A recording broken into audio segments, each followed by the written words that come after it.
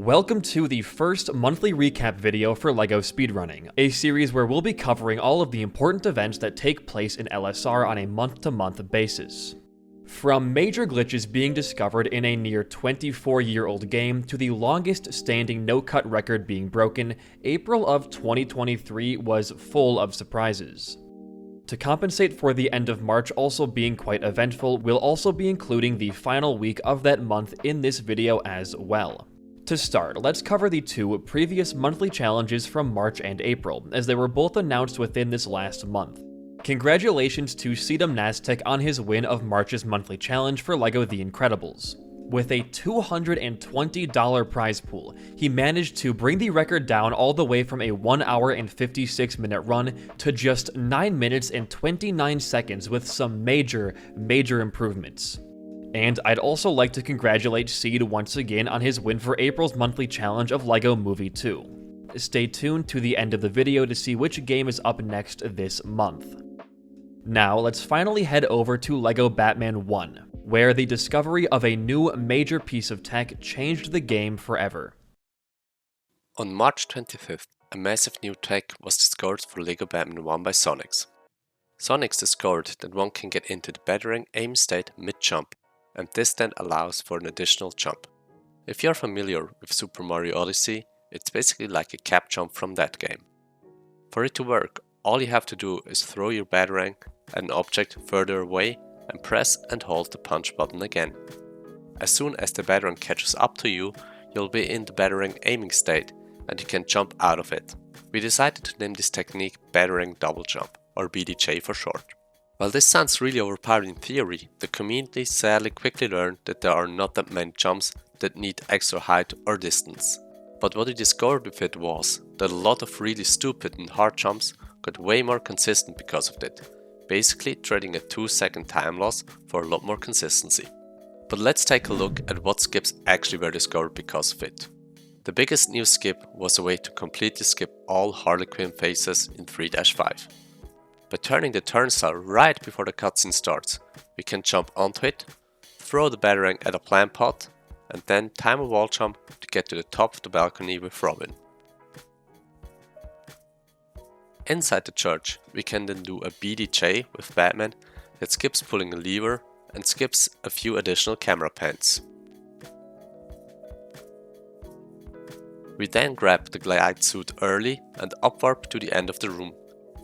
The other big use for BDJ would be the 3-1 level end trigger. While this thread hasn't been done in runs yet due to its sheer difficulty, I'm 100% positive we will see it in the future. For the trigger to work, we need to BDJ onto an invisible platform at the top where the hostage is. From there, we have to do a set of really precise E-glides over to the boss area. If it did everything correct, one can land directly into the level end trigger and skip the whole Mad Hatter boss fight. On the 3rd of April, the LEGO Batman 1 community decided to switch from RTA to loadless. We are currently working and stress testing load removers, and we hope to finalize the switch as soon as possible. LEGO Batman 1 got a new category on the category extension board on the 4th of April. Runners can now submit all bonus level runs. Goal of that category is to complete both bonus levels on an already completed file as quickly as possible. LEGO Batman 1 has a pretty infamous thread in 3-2 where one can skip all 11 cycles of Harley Quinn doing backflips. While a way to skip those cycles were known, I discovered another method that minimizes the use of 1P2C on April 11th. Instead of chasing her with player 2 after a punch, I came up with a setup that limits the possible spots Harley Quinn can go from 4 to 2 spots. That way, runners always know where Harley Quinn will go and they can do all cycle skips with only one player, while the other player locks down 2 out of the 4 possible spots. Because of the activity with all the stuff that was being found in LEGO Batman 1, it's no surprise that the record was improved this month as well. On the 22nd of April, the hamster managed to get a new world record in Hero Story with a time of 41 minutes and 39 seconds real time or 40 minutes 33 seconds loadless. This is an improvement of 1 minute and 1 second over the previous record by No KO. I'm sure this won't be the end for Lego Batman 1, given the most recent discoveries. Let's go. Huge. Drop-in warps are commonly used in Lego Batman 1 speedruns. On the 25th of April, I noticed that certain drop-in warps behave differently depending if you reload the room or not. While we knew about the different drop-in behavior in 4-2, this used to be the only place with this oddity. Now there is a second spot where the drop-in behavior is different, namely in 2-4.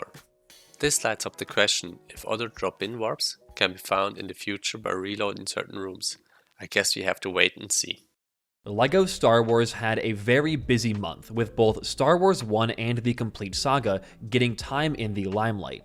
Jank Pickle ran LEGO Star Wars 1 at Games Done Quick's Hotfix event, finishing with a very commendable time of just over 1 hour. In that same Star Wars vein, Roadhouse snagged the All Challenges world record just a day after that in the complete saga. This 1:19 time was the first sub-120 to ever be set in the category. TCS actually had a really busy month this April, as the game switched over to loadless timing on the 10th after a community vote. Going forward, all loads within the game will be excluded from the final time posted to SRC. This will make times more consistent across different hardware systems, making the game more fair for all runners across the board. But making the game more fair for everyone still won't stop Zach from dominating every category he touches, as on the 21st he secured a brand new all mini-kits world record with a final time of 3 hours, 52 minutes and 45 seconds, an unbelievable time. In LEGO Harry Potter Years 1 through 4, 2 more new CSS or cutscene skips were found. The first was found on the 5th of April by Seed and involves avoiding the collection of a gold brick to exit the leaky cauldron and skip the cutscene that plays afterwards. The second was found by Flaming Laser and skips the cutscene after the Buckbeak lesson. By alt-tabbing while the game is saving, then re-entering with a first frame pause, you can skip the cutscene after the lesson without having to close and reopen the game like we used to. These are 2 of only 3 cutscene skips that save time in almost all new game categories, and save well over a minute in any percent as they warp the player closer to Hogwarts courtyard due to abusing the glitch state of the castle. It was also found later in the month by Charzite that the glitched castle state spawns can be manipulated by exiting to the menu in the potions classroom, which saves a further 20 seconds in any percent. Only a couple of days after the new discoveries were made in LEGO Harry Potter Years 1 through 4, on April 11th, Paxo got a time of 2 hours, 22 minutes and 31 seconds in the any percent standard category, which beat the previous record held by Charizard by 30 seconds. And just 2 days later, on April 13th, Paxo also set a new world record for no levels early standard with the time of 2 hours, 37 minutes and 46 seconds. This is definitely not the end for those categories, and it's only a matter of time before we see them pushed even lower.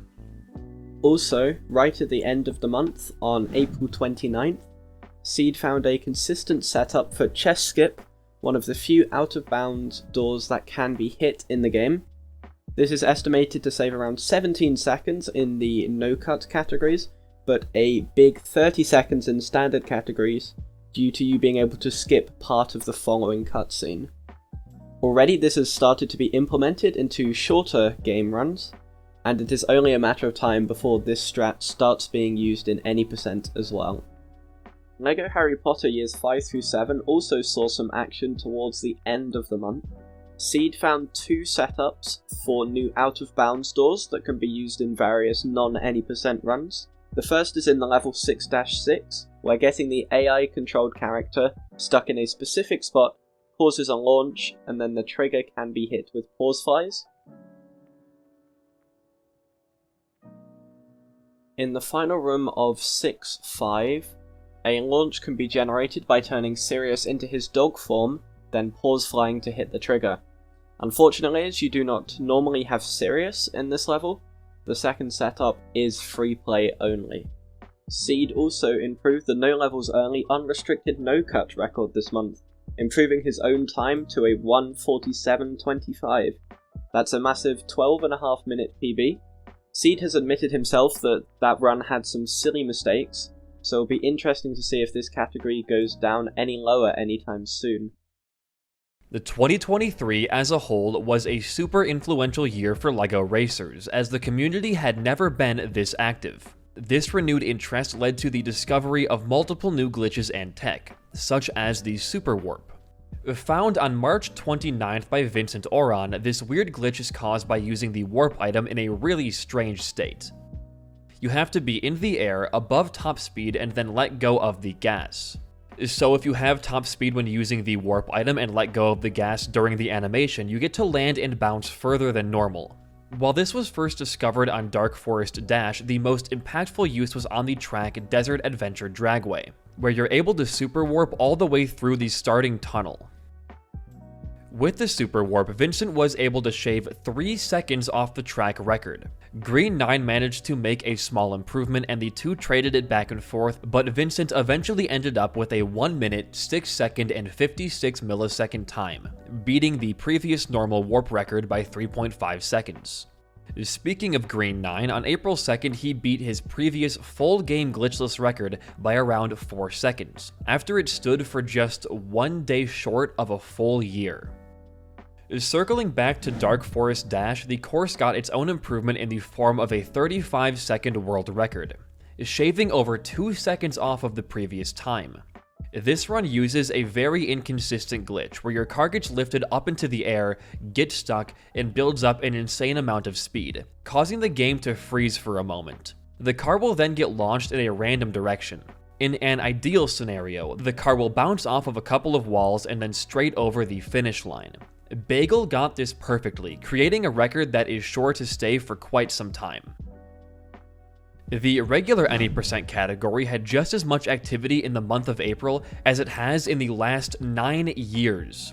On the 11th, Bagel got the game's first sub 39-minute time with a 38:49. Cornflakes, who usually only runs single races, saw this time and decided to challenge it, quickly getting a sub 39 with Green 9 following closely behind. After another tough battle trading it back and forth, Green eventually secured a 38:04 on the 22nd. A sub 38 is inevitable at this point. Now that we've covered all of the games that have had tons of updates and improvements, we're gonna dive into the more miscellaneous things, like the first Grunt all bonus levels run done with multi-loading. This was a point of contention for a while, if it's fair to allow multiple games to be loaded up at the same time in a category as short as this. The ruling may change in the future, but until then, the new record time is a 2 hour and 48 second time by myself. A day later, head mod Prince stepped down from moderating the multiple LEGO Games board. Thanks Prince for all you've done and good luck verifying the 20-hour long runs, Chess. That same day, April 5th, had a new LEGO Indiana Jones 2 no-cut world record set by Metalstring after weeks and weeks of attempts. This is the game's first ever 105, and nothing can summarize this run better than his own reaction. Please, please, please, God. Let's f***ing go! Look, come on! Yes! Let's f***ing go! Oh.